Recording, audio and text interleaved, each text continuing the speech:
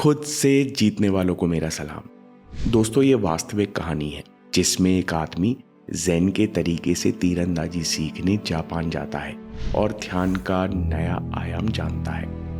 बात है 1920 की।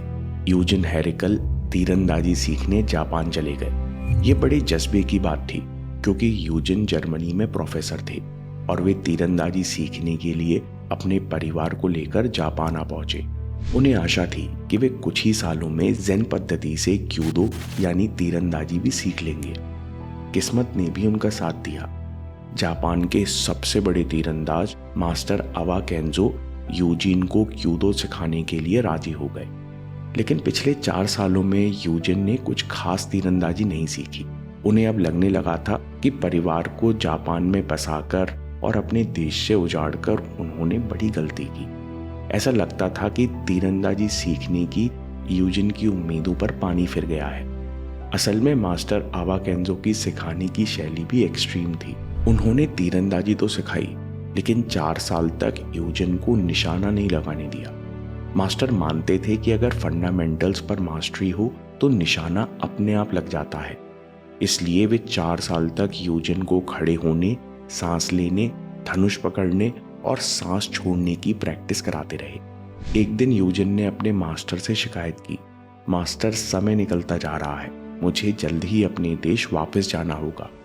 मास्टर कहते हैं, गोल के रास्ते को समय से नहीं नापा जाता, फिर हफ्ते, महीने, साल क्या मायने रखते हैं। ये सुनकर यूजिन शांत रह गए।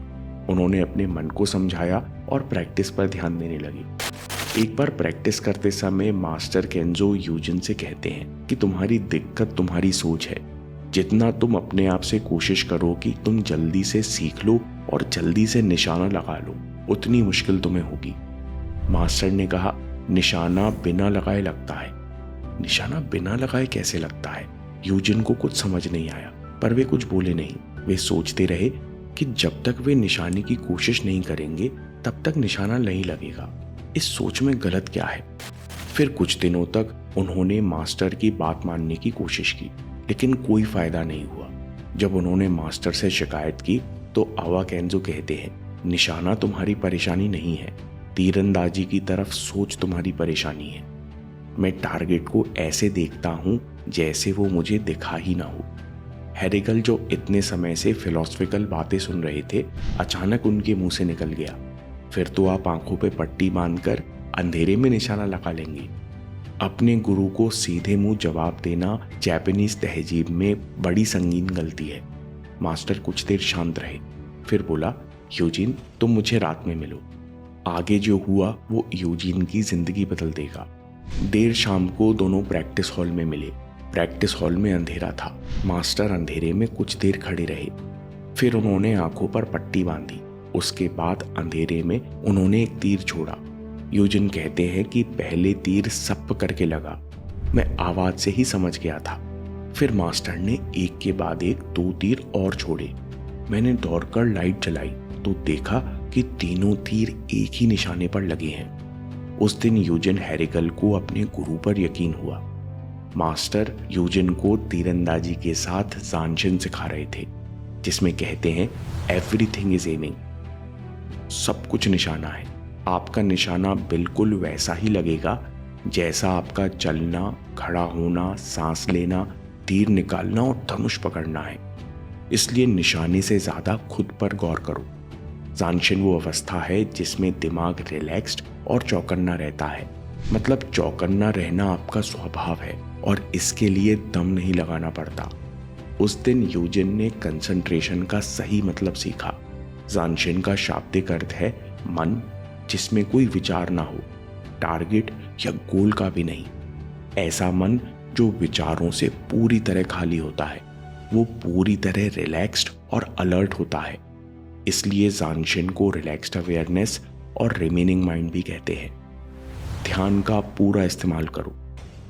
अपनी किताब Zen in the art of archery में यूजिन हेरिकल कहते हैं कि ये कोई टेक्निकल ट्रिक नहीं है। जब आप काम करते करते अपनी सांस और शरीर के प्रति सचेत रहना सीखते हो, तब बाहर और अंदर के डिस्ट्रैक्शंस की आवाज बहुत धीमे हो जाती है। अभ्यास कैसे करें? सांशन को ट्रेन करने का सबसे अच्छा तरीका है कि जो भी आपके रूटीन के काम हैं उन्हें शुरू करने से पहले 30 सेकंड के लिए अपना ध्यान सांस और शरीर पर ले जाइए। इसके बाद काम शुरू कीजिए। अब बिना जोर लगाए काम ध्यान पर लगाइए और इसी दौरान बची हुई अवेयरनेस या बचा हुआ ध्यान सांस और ज़रूरत पड़े तो शरीर पर रखिए। ऐसा करने से आप देखेंगे कि आपका ध्यान पूरी तरह प्रेजेंट में आ गया है और पीछे चलने वाला मन अपने आप शांत हो गया है। आप आश्चर्य करेंगे कि आपका कंसंट्रेशन थोड़ी देर के लिए एफर्टलेस हो गया है और जो काम कठिन, बोरिंग या असंभव लग रहा था वो कितने आराम से हो रहा है। इस पल से ध्यान खोना हमारा सबसे बड़ा दुश्मन है। यूजिन कहते हैं, हम जीत रहे हों या हार का सामना कर रहे हों, काम कठिन या आसान हो, हमें हर चीज सांशन के इरादे से ही करनी चाहिए। जब हम जोर लगाने की कोशिश करते हैं या एक्स्ट्रा ध्यान लगाने की कोशिश करते हैं तो हम अपने दिमाग को थकाते हैं, अलर्टनेस गिरती है और मन और विचलित होता है। वहीं दूसरी ओर है रिलैक्स्ड अवेयरनेस। सांशन का मतलब है कि जानबूझकर अपने फोकस का पूरा इस्तेमाल करो। अपनी सांस और शरीर पर ध्यान लगाओ जो आपको रिलैक्स करती हैं। ऐसा करने से आपका मन रैंडम विचारों से डिस्ट्रैक्ट नहीं होता और यहाँ केवल शांति और अलर्टनेस होती है। इस रिलैक्स्ड अवेयरनेस के कारण दूसरे विचार मन को ढक नहीं पाते। इसके बीच में आप एक काम से दूसरे काम पर स्विच करते हो पर आपका मन डिस्ट्रैक्ट नहीं होता। दोस्तों, मन हमें परेशान करता है लेकिन फिर भी हम मन को छोड़ नहीं पाते। अगले वीडियो में देखिए जवान भिक्षु और मास्टर की कहानी और जानिए कि असल में मन की माया क्या है, मन हमें कैसे जाल में फंसाता है और इसे कैसे पार करते हैं। अभी देखिए या बात के लिए सेव कर लीजिए, क्योंकि आपके समय से कोई वीडियो, कोई ऐप, कोई न्यूज़ कीमती नहीं है। मैं काम के किस्से लाता रहूँगा। हम जीतेंगे।